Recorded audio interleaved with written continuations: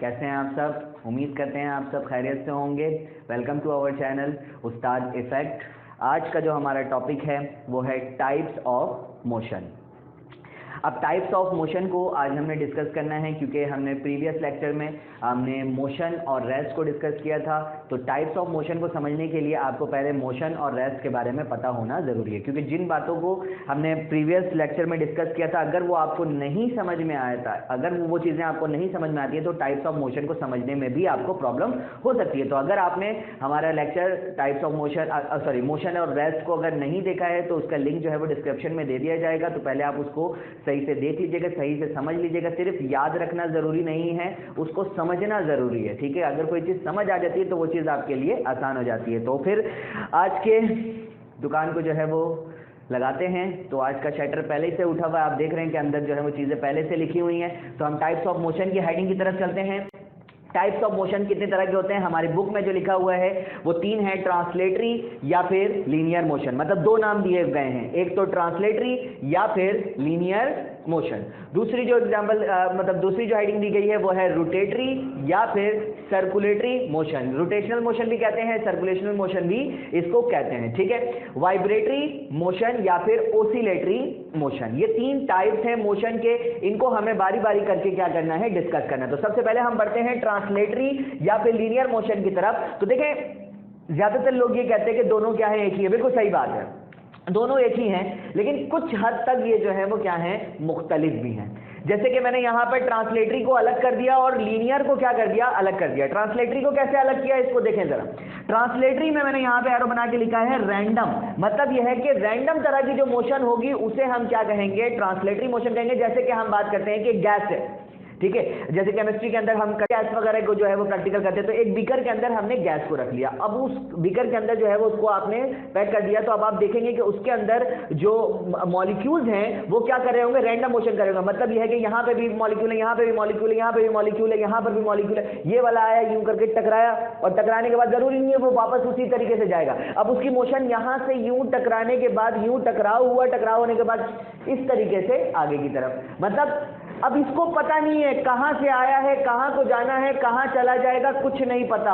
ऐसे मोशन को हम क्या कहते हैं, रैंडम मोशन। मतलब यह है कि पागल है, जिसको पता नहीं है कि मंजिल कहां है, कहां जाना है, कहां नहीं जाना। मतलब गैस के अंदर यही सारी कहानी होती है। तो इस तरह के मोशन को हम क्या कहते हैं, रैंडम मोशन कहते हैं। लेकिन आप अगर देखें तो मोशन किस तरह की है।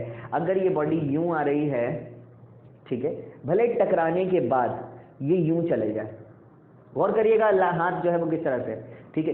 फिर या तो अगर ये यूं टकराने के बाद यूं हो जाए, ठीक है, अगर यूं टकराने के बाद यूं हो जाए, तो इन सब में आपको एक चीज दिखाई दे रही होगी कि ये सब जो है वो किस तरह से जा रहे हैं, स्ट्रेट जा रहे हैं। किधर जा रहे हैं, स्ट्रेट की तरफ जा रहे हैं। तो इसलिए कहा जाता है लीनियर और ट्रांसलेटरी एक ही है। बात समझ आई? क्यों?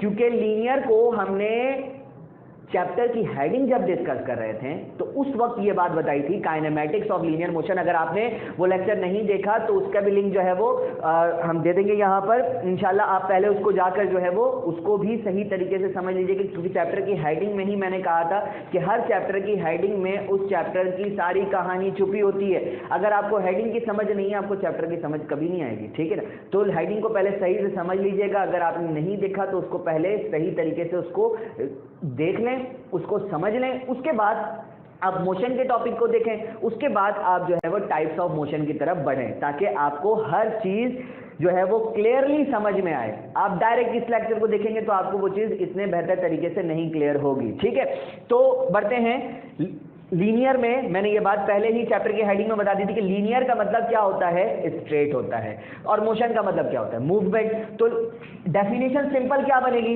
डेफिनेशन ये बनेगी, डेफिनेशन में लिख दिया यहाँ पे, movement in a straight line. मतलब ये है कि किसी भी बॉडी की जो मूवमेंट है अगर वो स्ट्रेट लाइन में हो तो ऐसी मूवमेंट को हम क्या कहते हैं, लीनियर या फिर ट्रांसलेटरी मोशन कहते हैं। ट्रांसलेटरी क्या है, रैंडम मोशन है। लीनियर क्या है, बिल्कुल स्ट्रेट।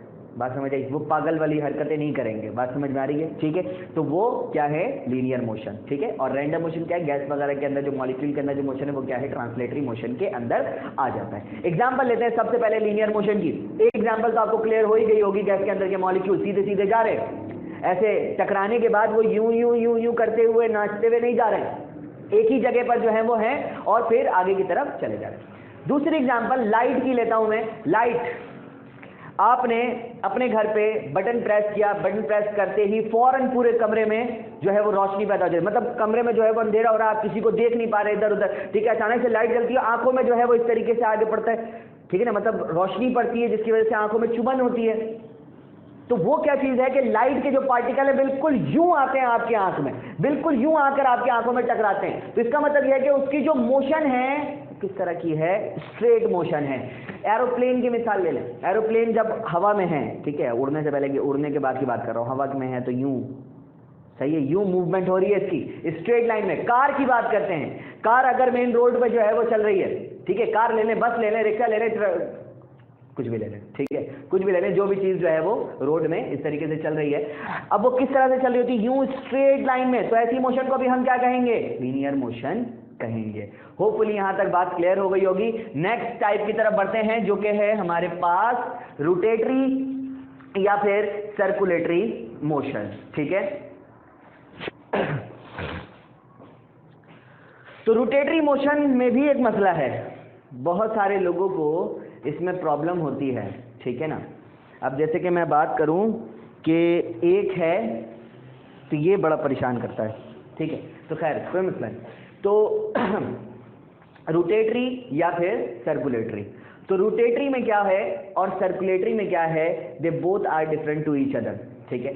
दिखने में ये एक जैसे लगते हैं लेकिन ये होते नहीं है। अगर मैं बात करूं कि एक बॉल है, ठीक है, क्या चीज है, एक बॉल है और एक बैंगल्स है, मतलब एक तो नहीं, बैंगल्स तो ज्यादा होंगे, ठीक है, मतलब चूड़ियां हैं और क्या है, बॉल है। दोनों ही आपको गोल दिखाई दे रहे होंगे, दोनों ही क्या दिखाई दे रहे होंगे, बिल्कुल गोल दिखाई दे रहे होंगे, एक सर्कल की तरह दिखाई दे रहे होंगे, लेकिन दोनों में फर्क है, वो 2 डायमेंशन में आ जाता है और ये 3 डायमेंशन में आ जाता है। मतलब ये कि बॉल को हम जिस जगह से देखें उसकी शेप एक जैसी है, लेकिन अगर मैं उस चूड़ी की बात करूं तो वो हर जगह से एक शेप की नहीं होती, सही है। मतलब यह है कि इसके सामने से जो एरिया है वो उसके इस तरफ से, अगर हम जैसे कि हम इस मतलब ये जैसे कि ये फेस है हमारा और ये चूड़ी है, अगर इस फेस से देख रहे हैं तो यहाँ पे एरिया है, लेकिन अगर इसी चूड़ी को इस तरीके से रखें, ये गोल है, ठीक है, इस जगह पर यूं करके है, अब मैं अगर इसको यहाँ से देखूं तो इसका एरिया मुझे इस जगह से नहीं दिखाई देगा। लेकिन इसी तरीके से अगर मैं बॉल की बात करूं तो बॉल आपको इधर से भी वही दिखाई दे रहा है, इधर से भी वही दिखाई दे रहा है, इधर से भी वही दिखाई दे रहा है, इधर से भी, मतलब हर जगह से वो बॉल का जो शेप है वो क्या है, सेम है। तो मतलब यह है कि दोनों में आपको फर्क दिखा। इसी तरीके से रोटेशन और सर्कुलेशन में भी दोनों में फर्क है, इसलिए मैंने यहाँ पे लिखा है रोटेशन क्या चीज है और सर्कुलेशन क्या चीज है, उसको अलग कर दिया। ये चीज जो है वो समझना आपके लिए बहुत जरूरी है।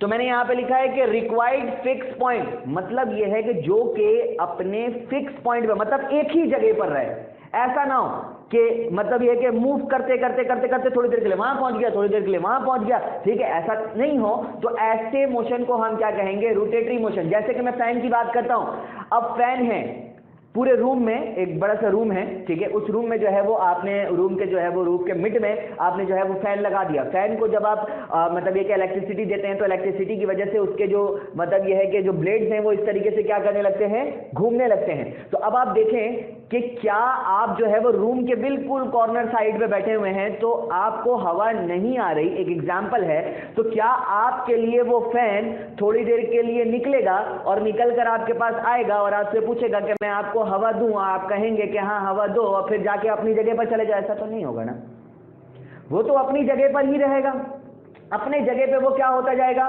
घूमता चले जाएगा और वो पूरे रूम में क्या करेगा, एयर को जो है वो क्या करेगा, स्प्रेड करेगा। समझ आ रही है बात? तो एक जगह पर, अब जैसे कि ये फैन है, फैन की जो ये जगह है, जैसे कि सपोज दैट ये इसके ब्लेड को मैं ले लेता हूं यहाँ पे, ये देखें, ये है, ये 2 बनाया मैंने यहाँ पे 2, ये वाली जो जगह है ये इसका फिक्स पॉइंट है और ये जो ब्लेड्स हैं, ठीक है, ये इसके फिक्स पॉइंट के अराउंड ही क्या करेंगे, रोटेट करेंगे। ये देखो इस तरीके से ये रोटेशन, ठीक है, इस तरीके से, ये अपनी जगह को नहीं चेंज करेगा, ये अपनी जगह पे क्या है, फिक्स्ड है। तो एक जगह पर फिक्स होके जो रोटेशन, जो सर्कुलेशन हो रही है उसे हम क्या कहेंगे, रोटेशन कहेंगे।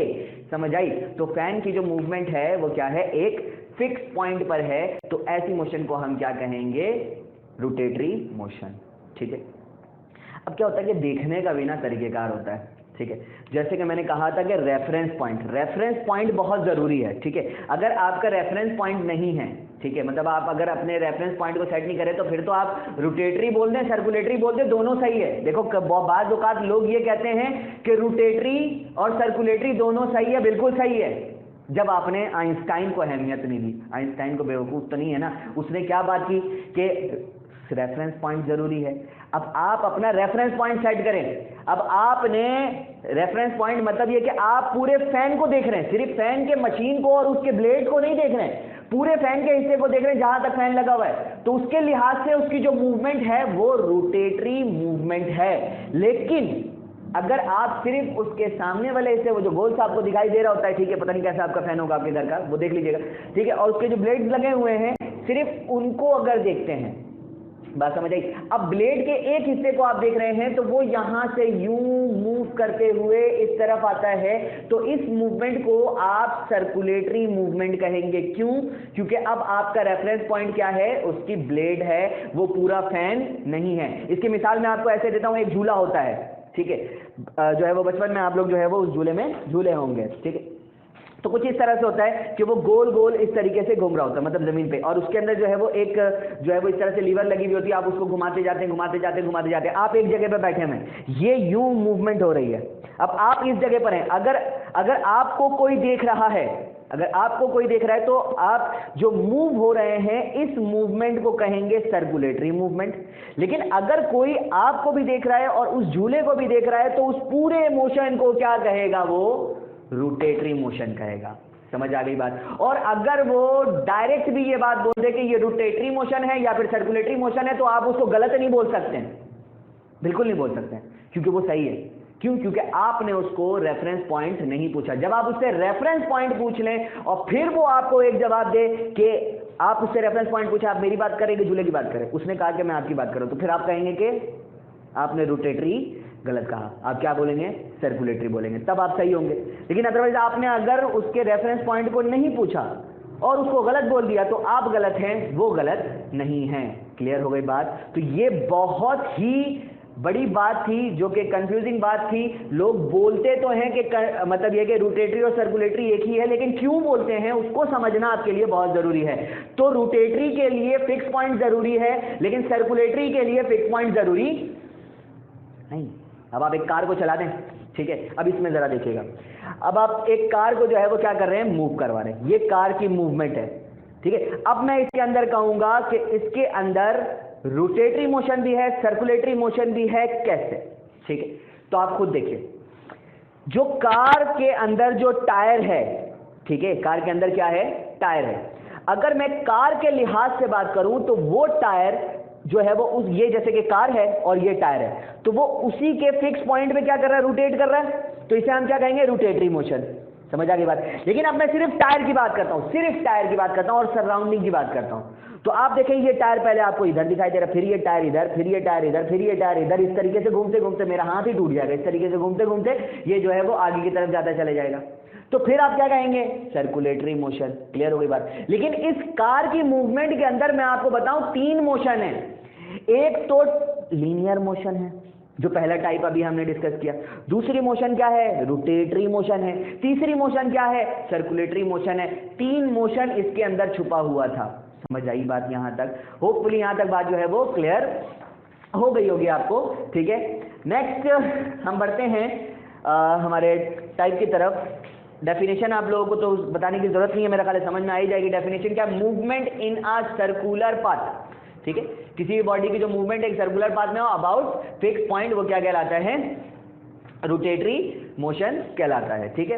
अच्छा, नेक्स्ट चीज है हमारे पास वाइब्रेटरी मोशन। वाइब्रेटरी मोशन को समझने के लिए पहले आपको समझना पड़ेगा पीरियोडिक मोशन, ठीक है। पीरियोडिक मोशन क्या होता है? पीरियोडिक मोशन का मतलब ये होता है कि किसी भी फिक्स टाइम, मतलब एक फिक्स टाइम इंटरवल के बाद किसी एक चीज का रिपीट होना, उसे हम क्या कहते हैं? पीरियोडिक मोशन कहते हैं।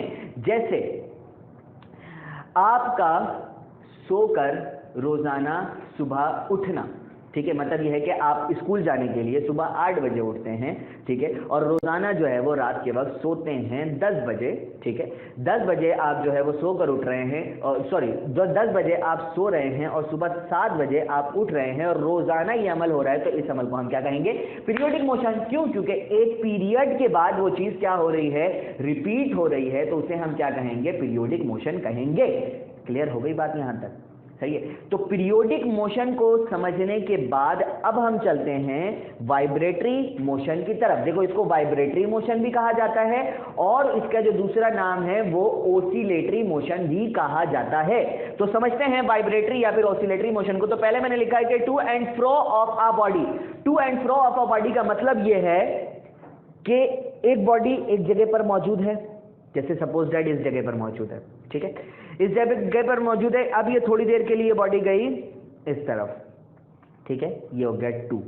फिर ये बॉडी अपने इनिशियल पॉइंट पे वापस आती है, ठीक है, जहां पे ये मौजूद थी, लेकिन वहां पे रुकती नहीं है। क्यों? क्योंकि सपोज दैट कि ये बॉडी एक ही थी, ये जगह थी, ठीक है, मैं अभी इसको बना रहा हूं सिर्फ इस जगह को बरकरार रखने के लिए। ये बॉडी है, ये है नहीं यहाँ पे, ये जो दूसरा हाथ है ये है नहीं, अब ये बॉडी चली गई, ठीक है। अब ये यहाँ पे ये बॉडी इस जगह पर आती है, ठीक है, अपने इनिशियल पॉइंट पे, लेकिन यहाँ पे रुकती नहीं। क्यों? क्योंकि यहाँ पे स्पेस क्या है? खाली है। तो ये वापस भी जो है वो इसी तरफ जाती है, जिसको हम कहेंगे फ्रो, ठीक है।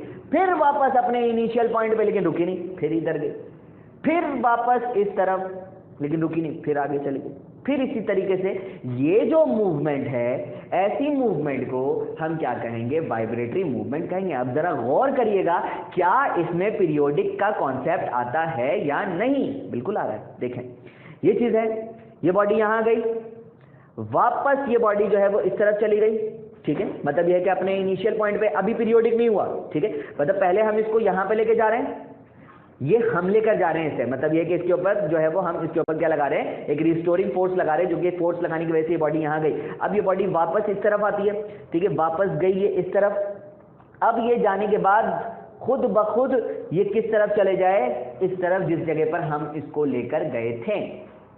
तो इस अमल को हम क्या कहेंगे? पीरियोडिक मोशन कहेंगे। और इस पूरे अमल को अगर हम जज करें तो हम क्या कहेंगे? वाइब्रेटरी मोशन कहेंगे। अब वाइब्रेटरी मोशन की डेफिनेशन में दूसरे की तरफ आ जाते हैं, movement about it's mean position. तो ये जो बीच वाला हिस्सा है, इसे हम क्या कहते हैं? मीन पोजीशन कहते हैं, या फिर फिक्स्ड पॉइंट कहते हैं। अब इसके एग्जाम्पल में क्या क्या चीजें आ जाती हैं? इसके एग्जाम्पल में पहली एग्जाम्पल मैं आपको लेकर बताता हूं, और वो है पेंडुलम, ठीक है। अब पेंडुलम क्या है? देखो, पेंडुलम कुछ इस तरह का होता है, मैं यहाँ पे बना के दिखा देता हूं जिनको अगर नहीं पता। ये देखें, ये है छत, इसमें जो है वो एक रस्सी है, और इस रस्सी में आपने इस ऑब्जेक्ट को क्या कर लिया? बांध लिया। बांधने के बाद अब आपने इसके ऊपर आकर यूं करके इसके ऊपर लगाई फोर्स, मतलब यह है कि जाओ आगे, ठीक है। तो ये जो है वो जब आपने इसके ऊपर फोर्स लगाई तो ये कुछ इतना मूव कर गया, ठीक है, मतलब ये है कि ये एक एक्सट्रीम पोजीशन में पहुंच गया। ये वापस आया, ये वाली जो जगह है इसको हम क्या कहते हैं? इसको कहते हैं मीन पोजीशन, ठीक है। ये वापस आया, वापस, क्योंकि ये जगह तो खाली हो गई ना, जब ये यहां से यहां की तरफ चला गया तो ये जगह खाली हो गई, ठीक है। अब ये वापस इस तरफ आने के बाद इसने वापस भी इतना ही फासला तय किया, तो इस पोजीशन को और यहां से यहां तक ये अमल बार बार बार बार बार बार अब क्या करेगा? करता रहेगा। और जैसे जैसे एनर्जी लूज होते, मतलब एक एनर्जी लॉस करता जाएगा, और फिर ये क्या होता चला जाएगा, मतलब जैसे यूं यूं यूं यूं करके मूवमेंट इसकी होती चले जाएगी, और होते होते होते होते एक वक्त में आएगा, रुक जाएगा। समझ आई बात? ठीक है। तो खैर, इस तरह की मूवमेंट को हम क्या कहते हैं? वाइब्रेटरी मोशन कहते हैं। दूसरी एग्जांपल यहाँ पर मैं बता देता हूँ, बॉल एंड बाउल ले लें आप, ठीक है। जैसे कि एक बाउल है आपके पास, उसके अंदर आपने कोई बॉल रख दिया, और आप इसको जो है वो ऊपर करके छोड़ दें, छोड़ेंगे तो वो आप देखेंगे इस तरीके से इसके अंदर मूवमेंट होना शुरू हो जाएगी। फिर इसी तरीके से आप जो है वो दीवार से एक स्प्रिंग लगी है, अच्छे खासी वो स्प्रिंग जो है वो लगी हुई है, आपने उसको पकड़कर यूं करके क्या कर दिया? खींच दिया। खींच के यूं पकड़ के अपनी तरफ, यूं पीछे की तरफ पकड़ के आप जो है वो क्या करें, स्ट्रेच करें, और स्ट्रेच करने के बाद आपने क्या कर दिया, उसको छोड़ दिया। तो जब आप उसको छोड़ेंगे तो होगा क्या कि ये वहीं के वहीं तो नहीं रह जाएगी ना ये स्प्रिंग जैसे आप इसको पीछे की तरफ लेकर आए थे वैसे ही ये वापस जो है वो अपनी तरफ चले जाएगी। लेकिन जिस जगह पे ये मौजूद थी, सपोज दैट इस जगह से इस जगह तक ये स्प्रिंग मौजूद थी, लेकिन आपने यहां से पकड़ के यहां तक इसको क्या कर दिया, खींच दिया, तो ये वापस तो अपनी पोजीशन पे जाएगा, लेकिन जाने के बाद ये इस तरफ जाके आगे की तरफ बढ़ेगा, और टकराने के बाद ये फिर अपनी मीन पोजीशन पे आएगा, और फिर मीन पोजीशन से थोड़ा सा पीछे की तरफ जाएगा, फिर ये इस तरीके से, और ये अमल होता जाएगा होते होते एनर्जी लॉस होते एक वक्त में जाके ये बॉडी क्या हो जाएगी, रुक जाएगी। तो इस अमल को हम क्या कहेंगे, वाइब्रेटरी मोशन कहेंगे। दूसरी वाइब्रेटरी मोशन की एग्जांपल में मैं आपको ले लूं सीसा एक झूला देखा होगा आपने, एक तरफ कोई शख्स जो है वो आपका बैठ गया, मतलब ये है कि एक तरफ जो है वो आपका दोस्त, दूसरी तरफ भी जो है वो आप मौजूद हैं, ठीक है, बीच में चीज जो है वो लगी हुई होती है। आपने यहां से अपना वेट लगाया तो ये वाला जो बंदा है वो कहां चला गया, ऊपर चला गया, फिर इसने फोर्स लगाई, ये नीचे आ गया, ये कहां चला गया, ऊपर चला गया। इस तरीके से ये अमल होता ही रहेगा। अब आप कहेंगे कि इसमें कहां पे वाइब्रेशन हो रही है, इसमें कहां पे मीन पोजीशन के अराउंड ये जा रहा है, तो आप जरा देखिए, सिर्फ इसको देखें। पहले ये यहां पर है, ठीक है, इस वाले के फोर्स लगने की वजह से इसने फोर्स लगाई नीचे की तरफ, तो ये यहां से कहां जाएगा, ऊपर। ये एक एक्सट्रीम पोजीशन हो गया, और ये वाली जो पोजीशन है, ये वाली पोजीशन जो यहां पे है, ये क्या है, मीन पोजीशन। अब इसने खुद लगाई इतने ऊपर से फोर्स, ये वापस आया अपने मीन पोजीशन पे, ये मीन पोजीशन है, ये जमीन नहीं है, ठीक है। अब ये मीन पोजीशन से कहां गया, ये नीचे चले गया। अब ये लोग जो है वो खेल रहे हैं, उसने कहा देखा, उसने कहा देख लिया, उसने कहा देखा, उसने कहा देख लिया, इस तरीके से ये मामला जो है वो चलता रहेगा, और ये इसके अंदर भी वाइब्रेशन पैदा होगी। तो इस तरह की मूवमेंट को भी हम क्या कहेंगे, वाइब्रेटरी मोशन कहेंगे। फिर इसी तरीके से परिंदे की अगर हम बात करें, परिंदे के जो विंग्स होते हैं, जैसे कि ये दोनों जो है वो मेरे हाथ जो है वो क्या है, विंग्स में आ जाते हैं, इस तरीके से वो क्या करता है, मूव करता है, मतलब इस तरीके से उसकी मूवमेंट होती है, इस तरह से होती है ना, मतलब ये है कि यूं यूं करके। तो ये जो है वो, ये जो चीज हो रही है, इसको भी हम क्या कहेंगे, वाइब्रेटरी मोशन कहेंगे। समझ आई बात यहाँ तक। फिर इसी तरीके से स्विमिंग करते वक्त भी ये मामला होता है, इस तरीके से कर रहे होते हैं, ठीक है, मतलब पैर को जो है वो ऊपर नीचे ऊपर नीचे ऊपर नीचे कर रहे होते हैं ना, तो ये भी क्या हो गया, हमारे पास वाइब्रेटरी मोशन में आ जाता है। तो होपफुली के जितनी भी चीज़ें आज हमने डिस्कस की हैं आपको अच्छी तरीके से समझ में आ गई होंगी, लेकिन अगर कोई भी चीज़ आपको नहीं समझ में आई तो बार बार वीडियो को जो है वो स्टार्ट करके देखें। लेकिन फिर भी अगर कोई चीज़ नहीं समझ में आए तो टेंशन लेने की कोई ज़रूरत नहीं है, कमेंट सेक्शन मौजूद है, आप वहां पर कमेंट करके हमसे पूछ सकते हैं, इंशाल्लाह आपको हर सवाल का जवाब दिया जाएगा। अगर आपके पास कोई रीज़न हो, कोई वजह है, मतलब यह है कि इसके तहत अगर कोई सवाल निकलता है तो उससे रिलेटेड क्वेश्चन भी जो है वो आप पूछ सकते हैं। और जब आपको अच्छी तरीके से समझ में आ जाए और आपको लगे कि ये चैनल आपके लिए फ़ायदेमंद है, तो अपने सोशल मीडिया अकाउंट्स जितने भी हैं उनमें अपने दोस्तों के साथ, अपने फैमिली मेम्बर्स के साथ, अपने रिश्तेदारों के साथ जो है वो इनको क्या करें, शेयर करें, ज़्यादा से ज़्यादा शेयर करें, जिससे ये वीडियो जो है वो बाकी लोगों तक भी जो है वो पहुंच जाए। और अगर आपने हमारे चैनल को सब्सक्राइब नहीं किया, जो नए आने वाले सब्सक्राइबर हैं, तो वो चैनल को सब्सक्राइब भी करें और बेल आइकन के बटन को भी जो है वो प्रेस करें। तब तक के लिए मुझे इजाज़त दीजिए। अस्सलामु अलैकुम वरहमतुल्लाहि वबरकातुहू।